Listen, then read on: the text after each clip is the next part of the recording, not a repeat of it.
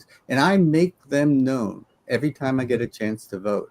And I just tore up I voted today sticker because there's a special election coming out in California. The special elections all over, and so take the opportunity to have your say. It matters. Yeah, Trump and there was a lot of himself people is embarrassed about what he's doing to the White House. The Treasury Department is across the street from the East Wing, and he's instructed people at the Treasury Department not to take pictures of the destruction of the East Wing and post them anyplace because he's embarrassed about coverage of the destruction. So you talked about what kept you up at night is the death of chess grandmasters. What's keeping us up at night are coyotes. Like we have an epidemic of coyotes, and they're young ones who haven't learned to shut up. They're super loud, and their howling is super creepy because they don't really know how to do it well, and it just sounds like screaming. And so we got a Ring camera to track the coyotes. And 2 nights ago, possibly because of a Chinese hack, all the Ring cameras in the U.S. went down. Yeah, there was a possible hack that involved Amazon and a number of other companies as well that took place yesterday. That even impacted here in this area because I know that they were having Amazon couldn't take my order yesterday, and I was very surprised because they're really all over that kind of stuff. And it's going to get worse, not better. It's bad if we're at cyber war with other countries, and this is how it's popping up. Yeah, that's very bad and everything. I alluded to it earlier, and I'd love to hear y'all's thoughts around this, and maybe even Sharif has got some thoughts, because I told you that I had a buddy of mine that had picked up a copy of Kamala Harris's book, and they said it read like a campaign platform and everything like that, and they actually thought it was a good book and all in that lines. But apparently, even recently, there are some networks that are saying that at some event she was at, that she was hinting at a political future. She apparently told Charlemagne that the popular host and everything like that, that she's in it for the fight. So it sounds like she is gearing up to be a candidate along with Gavin Newsom and Wes Moore and a number of others as well that might put their name in the hat. But what is our thoughts around Kamala Harris wanting a second go at it? So the name of her book implies how handicapped she was in running for president, that she only had 107 days to make her case, and it wasn't the result of any primary. She was kind of, appointed herself or was appointed. So we don't know how strong she will be as a candidate if she makes it through the primary process, where she's been accused in the past of not being able to straightforwardly answer questions. If you listen to her responses, she's not a lot worse than anybody else, but at least this time around, we will have a full-on Democratic primary process. Full vetting. Which would give us, a pretty durable candidate. Yeah. If Democrats would have any chance in next election, they have to learn from Republicans. Republicans learn what American people want and what they like. What American people want and what they like is the party of real estate developers. And Democrats have to find some talented real estate developers, put them in front of the party, and win easily. Yeah. So we got to find a real estate developer. So there's some good Democratic real Maybe estate. a reality. I have some views Yes, go about ahead. American politics. I do focus on last 5 years about talent economy with this Pod TV, where I'm referring this information from day one. This is my imaginations that the youth will be more powerful, even though it starts from emerging economy. It starts from Bangladesh, but step by step, it's create impact in Nepal, in Indonesia, in Sri Lanka, and all of the countries. In the same way, step by step, the developed countries, they will be they will face some challenges from these youth communities. Already we are observing American politics also, politics and economics, they run together. it also has some unstable conditions. Many people do not like what they are observing in US politics. Maybe many people do not like both in Democrat and Republican, like Bangladesh. Then what will be the new solutions, right? What will be the alternative? So my observation, three things will be very valuable. Number one, technology or tech companies with the social media, with this AI, it create huge impact in human life. Secondly, the youth community, they hate this kind of politics. What Sasha says, the real estate peoples, and they will take the leads. But they do not like this kind of things. So even USA has 42 million people. Bangladesh has 57% youth. And third things, which is more and more important in terms of ethics, in terms of morality, this techno-progressive youth community may come to politics and they go for new revolutions for a USA, for England, for Saudi Arabia, like Bangladesh. So I'm very, very concerned. Maybe you can say it's a utopian issues. But 5 years before, when I started this talent economy, I uh, again and again, I award these things about emerging economy. That time, many people laugh at me, and many people say it may be possible, it may not. Most of the people do not believe. Right now, youth are in power. So do not misunderstand about the youth communities. Why? Because when experienced people, they lose their leadership ability, right? They do not have enough capacity to lead the country. That time, youth may fill up these positions with their political views. Let's say Greta is a great example of youth activist with their political movement and with their knowledge. So this is very, very interesting moment, both in politics, economy, and AI revolutions. So I do more support on youth communities. How I see the youth communities in USA, they have a lot of frustration uh, with lot of loan. They have lot of frustrations with the ability of the politicians of USA, how Trump is moving, how populism is growing. So these frustrations maybe go convert as a revolutions, and it's happening. It's happening around the world. Even Bangladesh restructure and all of the things happening through the youth communities. Yes, Sharif, that you're absolutely right about that. And I grew up in the Vietnam War era, and there was a tremendous amount of youth-related power that was exerted. It was Richard Nixon resigning due to Watergate and all of that kind of stuff. But I don't see that energy in the United States. I understand why you're saying that, because there is that energy in that part of the world, and you're seeing that. But here I see a lot of apathy. A lot of people that are young are not energized the way we were when we were so outraged against the Vietnam War and so outraged against these things. And we did do sit-ins. We did do things like that. And I can't see any of that. There's the No Kings parades. Those things are happening, but those aren't necessarily youth-oriented. So I think what's happening in different parts of the world is very interesting right now, but I don't see that youth energy in the United States. So what gives you energy is getting killed. Your friends getting sent to Vietnam and you getting sent to Vietnam. 50,000 Americans were killed in the Vietnam War, which makes people not apathetic, the risk of death. Just because I want to agree with Dr. Sharif. And I hate to agree with it this way. Nick, you can go ahead and pull everybody up real quick because I want to point something out. If you notice, there's Jim, Rick, Sasha, and Nick. And then there's me and Dr. Sharif. We have different age groups. We have different generations that we're all seeing. Dr. Sharif and I are in a younger generation, and we see the youth movement and the youth push.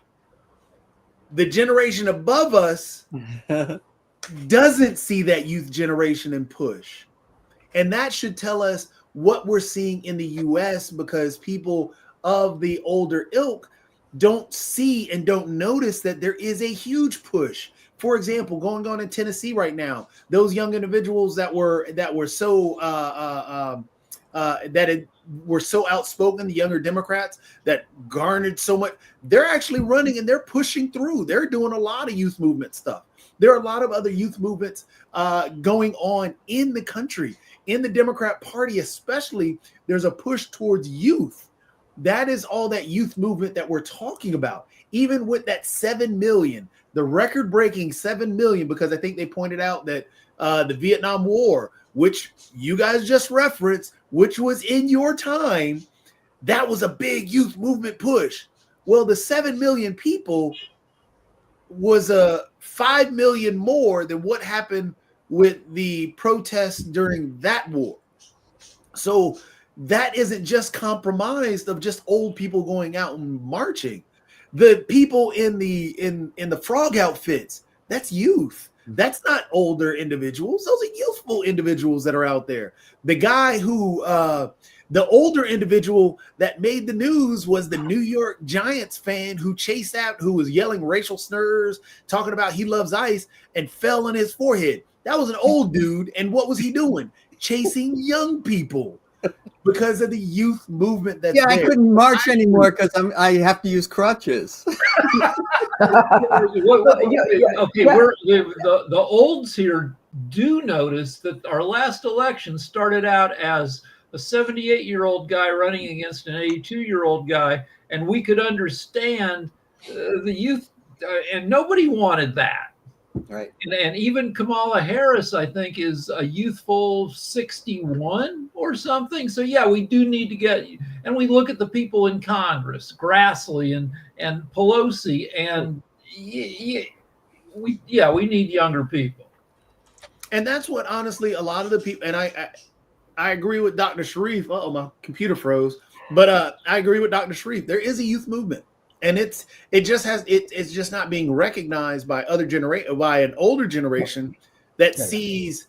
Yeah, and I apologize for cutting Dr. Sharif off. It has some sort of characteristics when youth movement happen, because most of the experienced people, even it's happened in Bangladesh. Most of the experienced people, they say, hey, they are young. What they do not have experience. They do not have economical powers. I have all of the political power. I have all of the money in my hands. Mm-hmm. I have all of my army in my pockets. I have all of the defense. So what the youth do? They ignore. And they kill, even this Bangladesh, around 2,000 youth communities. And then the powerfuls, the oligarch, all of the peoples run away. And they go to jail. Some of them go to jail and some of them run away. Honestly speaking, that the ignorance of any revolution start in this way. Hey, what the youth do, what they can do. That is the things I say, talent economy.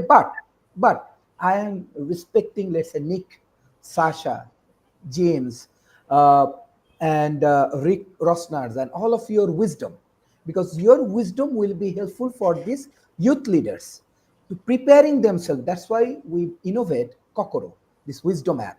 And you will be very happy. Even in Bangladesh, we are utilizing Kokoro. In Japan, we are utilizing Kokoro. In India, we are utilizing Kokoro. Even in St. Edward University, USA, we are utilizing Kokoro. So your wisdom is valuable, but do not misunderstand this youth empowerment and their contribution. Check this out. And if we want to go back to the polls, and sometimes old people need to listen to the young people, and you can look up the exit polls from 2024. Who voted for Trump? That was the older crowd. Wow. Who voted for Kamala Harris? That was the younger crowd. So there is a youth movement that is there and should be recognized, because it's just, and a lot of times we get when we're talking about different things on these shows, a lot of times I think we forget the demographics that we need to speak to. You know, that's a great point, Toby, because, you know, the baby boomer generation, which I'm part of, is great in numbers. And the younger people coming up now, they don't have the same numbers. And one of the things I hear is that we grew up having to listen to your music. We're so mad at you. Let's listen to Sasha and get some senior wisdom here. I don't think I would agree to divide people in youth and older or more experienced people or so on, especially if somebody who is as influential as J.D. Vance said that younger people tend to do stupid things. So he's defending his friends, fascists, for anti-Semitic and other posts that they're doing on social media and so on. Now, there is something else which is much more important. In the 60s, 50s, 60s, even part of 70s, there was alive such thing as American dream. People had strong belief and experience, by the way, that they could go when they finish school or college, they could go to work for a place like whether it's General Motors or Ford or IBM or something else, and they would stay there for the rest of their life, have nice pension, have a house, a car or two, children well educated in some cases or so on. That American dream is no longer there. It's been killed, decimated, evaporated. It's no longer there. So now young people, now the older people will get by somehow. Now the younger people, there is nothing for them to look forward to. They are living in a broken country, which will become even worse with years to come because of the dead, because of the certain segments of economies are being killed. Take a car industry that is being decimated thanks to Donald Trump. And so there is nothing for them to look forward to, except maybe moving to another country. But for that, they have to learn foreign language. Most of the Americans cannot learn the foreign languages, so it becomes absolutely hopeless situation. I don't know really what else they can do. They are being completely, for lack of the better word, I must say, fucked. Well, there is a problem, and that I associate a little bit with the apathy, but there's some resentment that I hear, and I know that I'm not speaking for the younger generation because I'm not part of it, but there's a frustration of you go to college and you get out of college and there's no jobs, so people are really upset about that, and they don't think that they can change it with their votes, and I still think that that's the way to do it. And younger people did vote for Kamala Harris, but it's a numbers game. You've got to turn out in numbers. And so this is why I want to see that energy. I know that I might mythologize my youthful experience around the Vietnam War and things. Maybe there's not a single issue like that we can rally around, but maybe there is something that we can rally around to generate the kind of energy that is infectious. And you can overcome the baby boomers conservative type of reaction. They're in retirement now, and they don't want anything radical change. And so we've got to overcome that kind of thinking.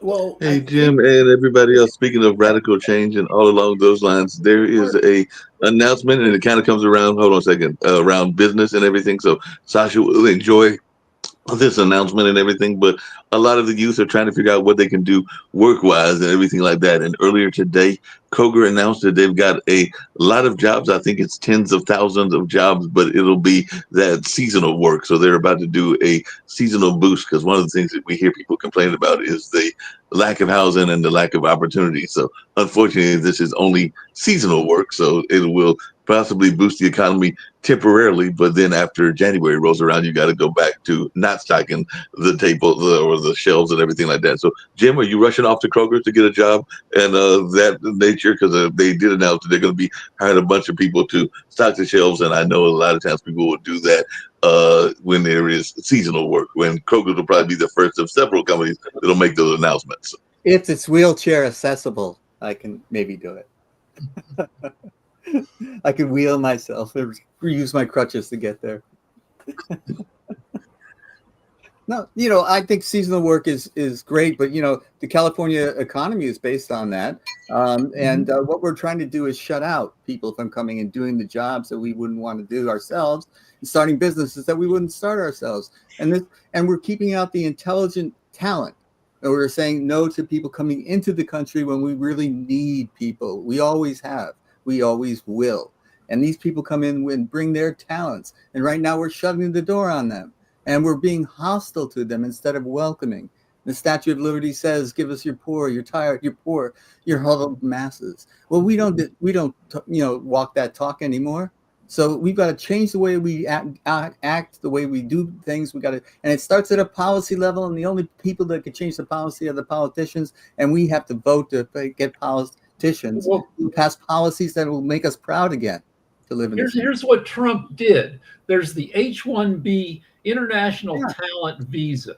If there's somebody from India or China or frickin' Africa or any place who's got talent and you want to bring them here, you get them an H-1B visa that says that we need this particular person to do this work. Trump just changed the policy that employers now need to pay $100,000 a year for that employee to the federal government on top of the employee's salary. So you're paying some, talented 27-year-old from but some. The Republicans are against taxes. I thought. But so you were paying that 27-year-old 180 grand a year to do coding or work in AI. Now you're paying 280,000 a year because you owe the government 100 grand for the kid. Right. Hey, this Jacoby, and I know that it was mentioned in this area, meaning the Carolinas, but it's also a very important issue in California as well. We just had our city council have a very long meeting around housing and vouchers and a number of things like that. So it's part of the problem also that we don't have enough places for people to live, and there's a number of folks, even in the United States. I know it's a worldwide problem, but that are basically homeless. Because I know that we actually had here in Durham, there was a long city council meeting that focused on that, and they were trying to figure out ways to address the housing issue. And I know that's been a problem there in California where you are, Jim, and Rick absolutely. as well. So. No, that's a huge problem. Affordable housing is one of the things that we need to address. We need to address it as a priority. And right now, people have this tendency to say, "Well, I pulled myself up on my bootstraps, and you're a failure. I'm not going to bail you out." And also the "not in my backyard" type of thinking. Yeah, build something for the homeless, but not around me. And what we have to do is start thinking like a community again. We've lost that sense, and this individuality, this I can do it myself, this I'm by myself and do it alone. I don't need anyone's help in any way. Sorry, Paul McCartney. But I think that kind of thinking has to change. And we have to think of the people who are less fortunate as someone that we can take care of. We can do this in this country. We have the resources if we have the will.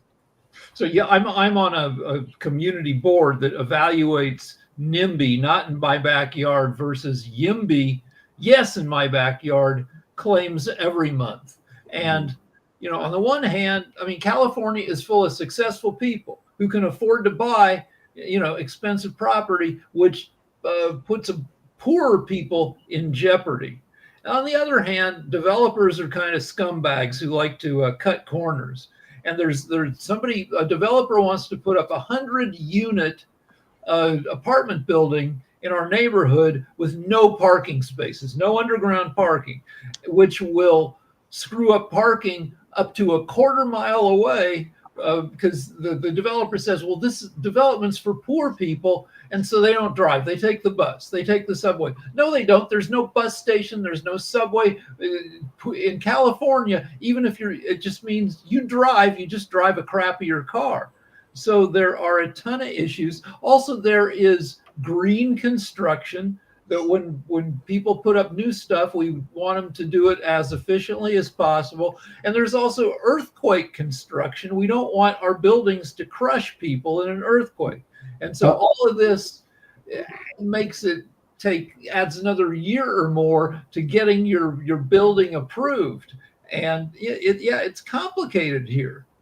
Well, I'll tell you what they have in Spain. They have Article 7 of the Spanish Constitution, which I'm sure you've all read. It establishes the right under the Constitution to enjoy decent and adequate housing. Now, let me ask you this, framers of the U.S. Constitution, do you have that in your Constitution? No, they're living a life of quiet. Did you say no? You don't have the right to adequate. Here's Well, what we have is Not in our Constitution, Nick. That was the question. decent and adequate housing. You don't have decent and adequate housing in the U.S. Constitution, yet you have it in the Spanish Constitution. And so that's part of the reason when I walk around here, I don't see homeless people, which you have in your country, but as a resident of Spain, they don't seem to have it in this country. How do they do it in Spain? Because LA and California have been trying to build housing for the homeless, and we can't do it for less than $80,000 a person for some reason. Yeah, they say it places a duty on public authorities to promote the conditions necessary to guarantee the right. The guiding principles of social and economic policy, meaning it's not a fundamental right, but that can be directly claimed in court. But the thing is, they put a lot of pressure on the government. But Nick, to everybody's question, how do they do it in Spain? Like I said, they were talking about vouchers here. They've been talking about other kind of programs. So how did they make it that everybody has a house and everything, and that there are no homeless? So what are they doing in Spain that allows that, or any other country that is having these housing issues addressed? Well, what they do, they have all sorts of different laws here to promote adequate housing, including building more housing. In other words, in places. See, a problem we have in California is everything's so expensive. In other words, I don't know if you can build adequate housing in California because your land costs are so high. You certainly can't build it in the cities. It's astronomical. But even out in the countryside, it's a real problem because your land costs are so high. So I think you do have some unique, but they have a policy to force the government to force into adequate housing for everybody. And I don't even remember, if you don't even discuss it, it's not an issue. Like I said, it's not in the Constitution of the United States. So in the Constitution of the United States, your right to housing is sitting on a street somewhere. That's your right. It's not in the Bill of Rights either. Pardon? No, it's not in the Bill of Rights. I mean, the thing is, so the first thing you need to do to address the problem head on, and to create, because remember, David Walker's trying to do a constitutional amendment for fiscal responsibility, but there should be one also that adds housing. That is a government function. There's no reason why the United States of America should have 70,000 homeless people in California. Absolutely none whatsoever. But you have no legal right or no principle to even stand on. So this is the serious problem. And Spain said, hey, we're going to address this.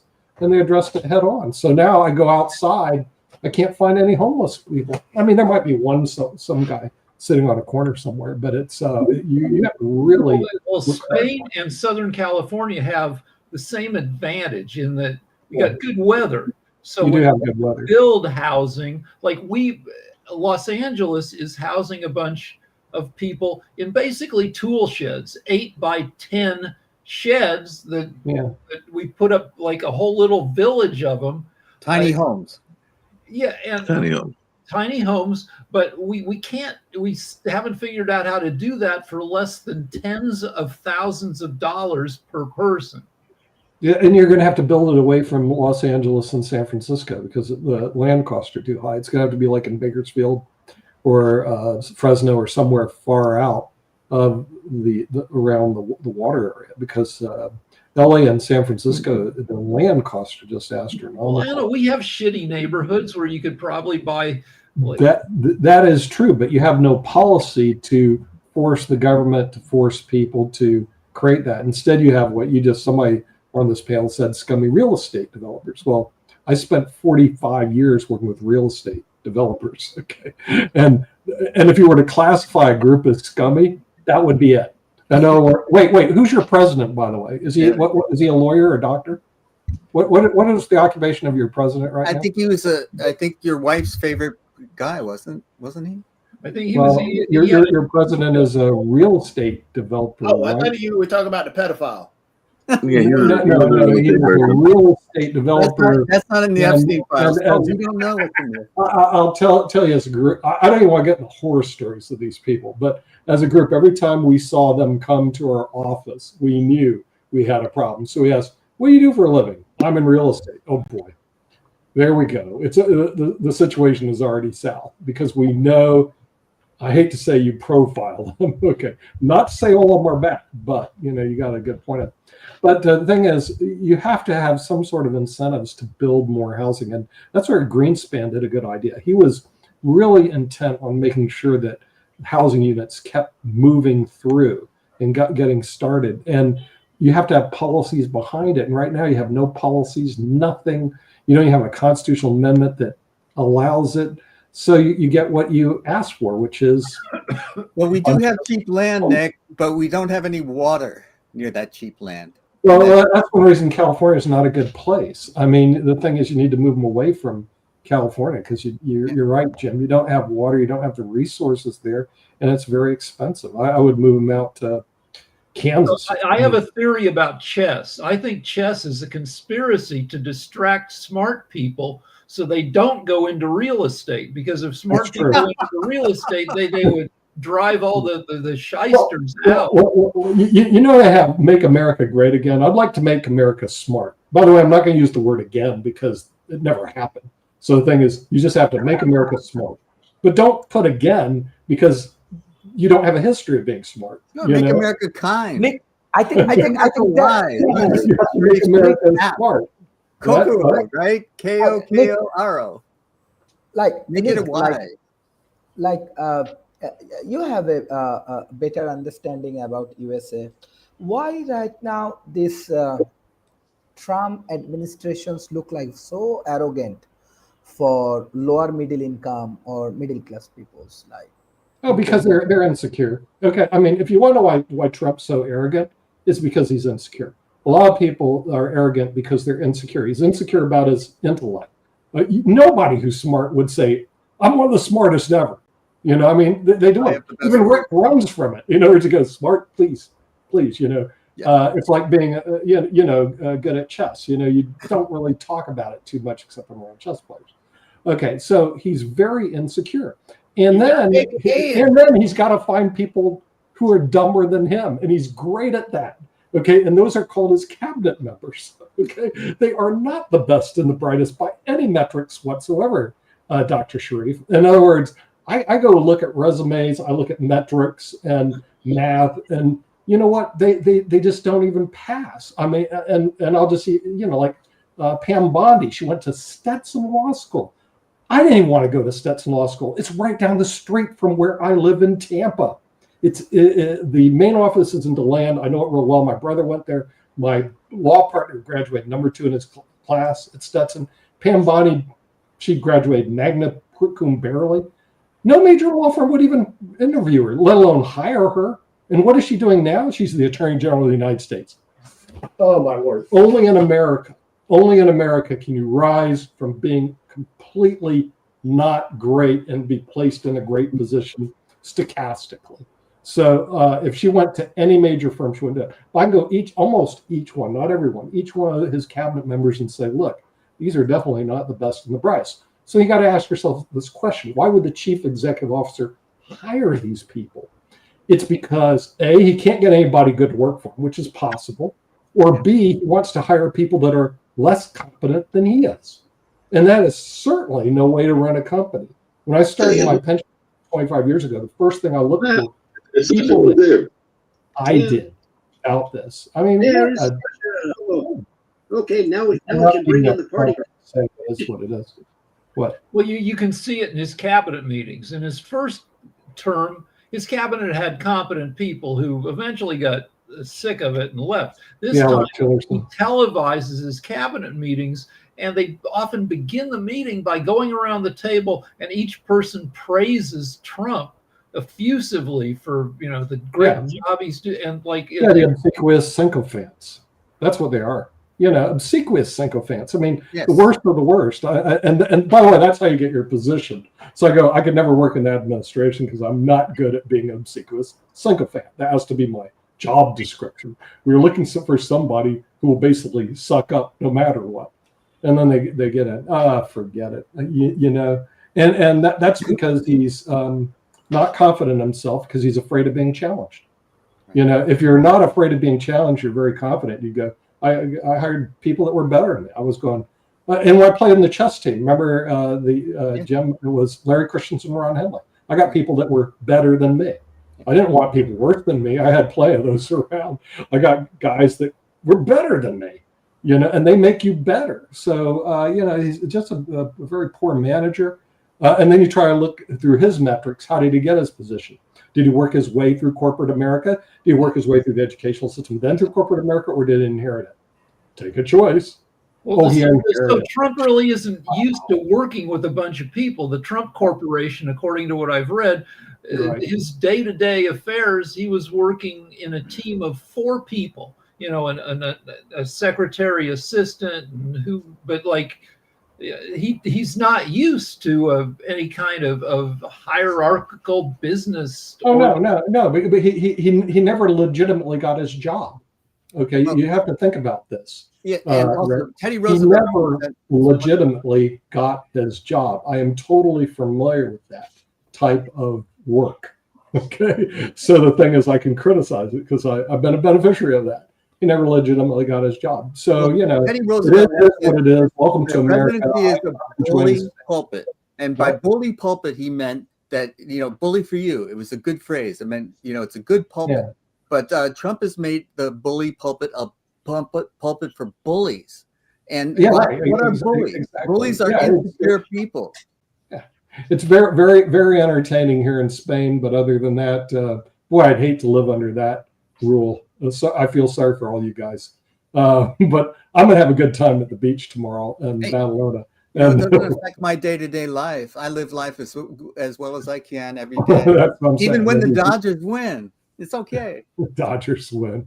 Okay. And we'll see you tomorrow on World Edition. Bye-bye.